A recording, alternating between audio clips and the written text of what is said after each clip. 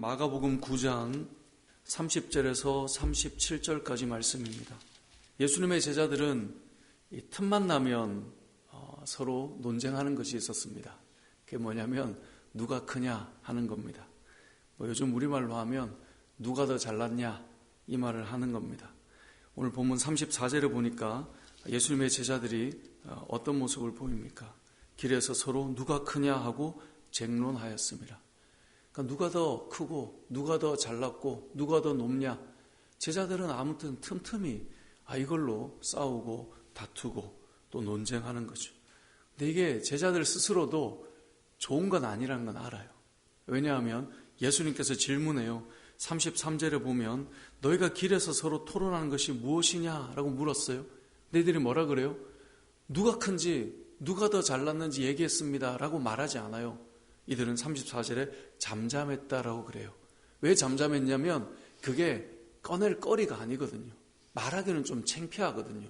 자기들끼리는 그게 너무 중요한데 사실 예수님 앞에 이거 말하기는 좀 그래요. 왜냐하면 누가 크냐 누가 잘났냐, 예수님께서는 이것을 당연히 기뻐하지 않고 예수님께서는 낮은 자로 섬긴 자로 오셨음을 이들에게 가르치고 알려주고 있기 때문에, 그런데도 계속 이들은 다투죠. 누가 크냐 누가 높냐 누가 더 잘났냐, 이걸로 논쟁하다 보니 예수님께서 하신 질문에 이들이 대답을 못하는 거예요. 너희가 길에서 서로 토론하는 것이 무엇이냐 하시되 그들이 잠잠하니, 왜 잠잠했습니까? 길에서 서로 누가 크냐 하고 쟁론하였습니다. 여러분, 오늘 이 본문에 등장하는 이 제자의 모습, 이들은 사실 우리들의 모습을 그대로 반영하고 있습니다. 결국 우리도 보면 누가 더 크냐 누가 더 교만하냐 누가 더 높냐 이걸로 싸운다라고 말하지 않아요. 왜냐하면 그건 창피한 이야기거든요. 나 좀 교만해 그래 라고 말하는 것 누가 그렇게 말하겠어요. 물론 그렇게 막 나가는 사람들이 간혹 있지만 대부분은 그렇지 않죠. 대부분은 그렇게 말하기 부끄럽단 말이에요. 대부분은 잠잠해요. 거기에 대해서 아닌 것처럼 가려놔요. 하지만 결국은 들여다보면 계속 이들은 그것 가지고 싸우고 있는 거예요. 계속 누가 더 높냐 누가 더 크냐. 제가 예전에 한번 책 소개를 해드렸지만 제가 책을 이제 많이 버리다 보니까 이제 정확한 이 워딩을 자꾸 이제 잃어버리는데, 책을 이제 버리다 보니, 근데 거기에 그런 한 목사님이 쓴 책 중에 그런 이야기가 있어요. 이등병은 시험 들지 않는다. 시험 들지 않는다 말은 아닐 텐데 이등병은 시험 들지 않는다. 왜요? 높아져 있지 않기 때문에. 여러분, 사람이 언제 시험 들까요? 아니 내가 목사인데 말이야. 그러면 시험 들어요. 왜냐하면 누구도 그렇게 목사라고 막 떠받들어주고 하는 일들을 어떻게 다 해줄 수 있겠어요? 못한단 말이에요. 그 마음이 시험 들게 하죠. 내가 높아지면 사람은 시험이 찾아오게 되죠. 오늘 본문에 등장하는 제자들이 바로 그 모습을 가지고 있는 거예요. 근데 놀랍게도 제자들 앞에 이 논쟁하기 전에 예수님께서 하셨던 말씀이 뭐냐면 십자가에 죽으시고 3일 만에 부활하시는 십자가와 부활에 대한 이야기를 31절에 꺼내셨어요. 근데 제자들은 여기에 대해서는 깨닫지도 못하고 묻기도 두려워해서 얘기하지 않아요. 놀랍지 않습니까? 이 31절에 보세요. 이는 제자들을 가르치시며 또 인자가 사람들의 손에 넘겨져 죽임을 당하고 죽은 지 3일 만에 살아나리라 하는 것을 말씀하셨어요. 그런데 제자들은 32절 이 말씀을 깨닫지 못하고 묻기도 두려워하더라. 예수님의 십자가와 부활에 대해서는 묻지도 못하고 깨닫지도 못하고 거기에 대한 관심은 없어요. 그리고 33절에 서로 이들은 길에서 누가 더 잘났냐로 또 논쟁하고 있는 거예요. 예수님께서 질문하셨지만 예수님께서 아셨을까요? 모르셨을까요? 저들은 말하지 않아도 예수님은 다 아시죠. 이렇게 물으셨지만 제자들이 대답하지 않았을 때 예수님께서 35절에 그들은 대답 안 해도 이렇게 답을 주세요. 12제자를 불러서 이르시되 누구든지 첫째가 되고자 하면 무사람의 끝이 되고 무사람을 섬기는 자가 되어야 하리라. 그러면 사람이 낮아져야 그 다음이 있는 거예요. 높아져 있으면 내리막밖에 없겠죠. 낮아져 있으면 세워짐을 당하고 낮아져 있으면 높임을 당하는 것이죠. 누구든지 여기 말씀처럼 예수님께서 말씀하시는 것처럼 첫째가 되고자 하면 끝이 되고 섬기는 자가 되어야 할 것이다. 이것이 누구의 모습입니까? 예수 그리스도의 모습이다 라고 하는 것을 기억해야 됩니다. 그러면서 어린아이 하나를 데려와요. 그리고 예수님께서 제자들에게 말씀해 주세요. 37절이죠. 누구든지 내 이름으로 이런 어린아이 하나를 영접하면 그것이 나를 영접하는 것이다. 여러분, 예수님을 영접하고 예수님을 믿는다라고 하는 사람이 화려한 슈퍼스타 예수 그리스도를 믿고 있다. 그것은 아직 주님의 십자가와 그 부활에 대한 내용을 알지 못하는 상태를 의미해요.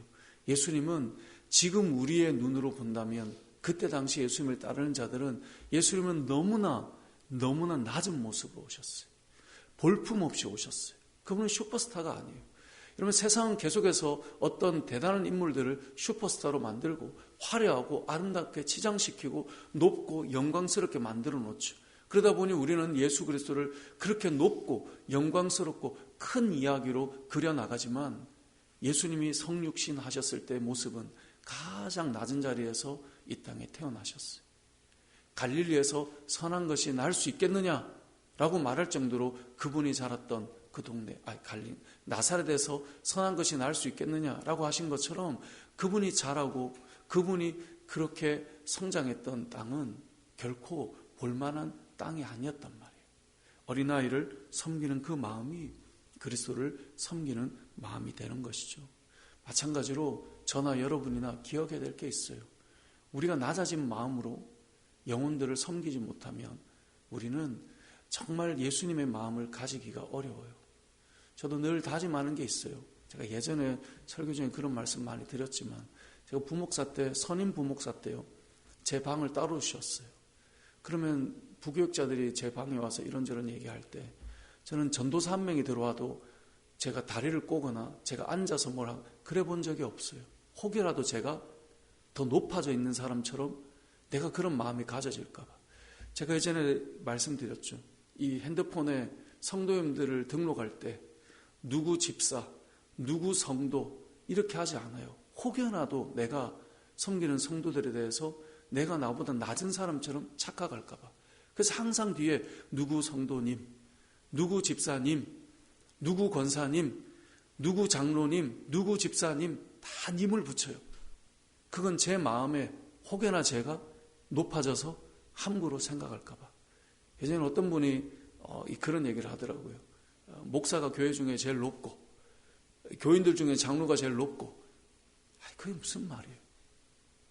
우리가 제가 이제 예전에 한번 말씀드렸지만 저는 다 님자를 붙였는데 어떤 분이 연락처를 봤는데 제가 이제 전화를 했는데 거기에 강성우 목사 딱 돼 있는데 되게 기분이 불편하더라고요. 그래서 저도 한때 님 다 빼버려 막 이랬던 적이 있어요. 그랬다가 이러면 안 되겠다 해서 다 바꿨어요. 다시 원래대로. 그러니까 늘 우리의 마음을 잘 돌아봐야 돼요. 오늘 본문에 등장하는 제자들의 마음은 다른 사람의 마음이 아니고 남 이야기가 아니에요. 그리고 이 이야기를 우리에게 적용해 보면 이건 우리 안에 있는 높아짐을 누가 건드리면 상당히 불쾌해질 만한 사실 그런 이야기예요. 그런데 저나 여러분이나 높아지면 쳐내야 돼요. 그것 가지고 걸어간다면 그건 어려움의 길로 우리가 만들어가게 되는 것입니다.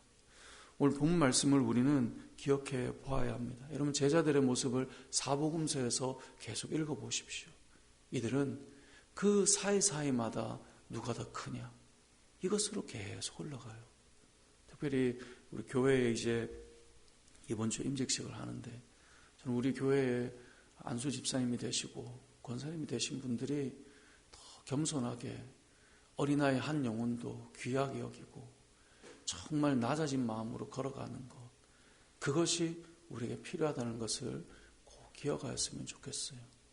내가 높아져 있으면 다 높아진 눈으로 보게 돼요. 내가 낮아져 있으면 낮아진 자들이 보이기 시작하는 거예요. 그렇게 될 때 예수님께서 이렇게 말씀하세요. 어린아이 하나를 영접하면 곧 나를 영접하며 누구든지 나를 영접하면 나를 영접하는 것이 아니라 나를 보내신 이를 영접하는 것이다. 여러분, 어린 영혼 한 영혼도 귀하게 여기는 낮아진 마음으로 그 눈높이로 갈 때 그리스도를 영접하는 마음이 되는 것이고, 왜냐하면 여러분, 예수님을 믿는다는 것은 내가 얼마나 큰 죄인이고 내가 얼마나 볼품없고 가치없는 인간인가라고 하는 그 낮아진 마음 없이 그리스도를 어떻게 영접하나요? 내가 죄인이 아닌데, 내가 그만한 볼품없고 하찮은 존재가 아닌데 내가 어떻게 그리스도를 영접합니까? 어린아이를 영접하는 것이 나를 영접하는 것 같고, 그 그리스도를 영접하는 것이 바로 하나님을 받아들이는 것과 같다라고 말씀하고 있는데, 저도 오늘 본문 말씀처럼 더 낮아지고 우리가 더 겸손하게 서로가 영혼들을 세우고 높이고 그렇게 교회를 아름답게 세워가는 저와 여러분의 삶이 되시길, 또 그러한 우리 교회가 되어서 이런 교회를 찾는 많은 사람들이 사실은 많은 상한 마음이 있어요. 그 상한 마음들이 그 뿌리를 보면 어떻게 흘러 들어갔을까를 생각해 보십시오. 높아져 있는 자리에 있는 그 교회, 그들은 다 상한 마음을 가지게 돼요. 낮아지고 겸손함으로 우리 교회가 잘 세워져 갈 수 있는 그런 은혜가 있으시길 주님의 이름으로 축복합니다. 아멘.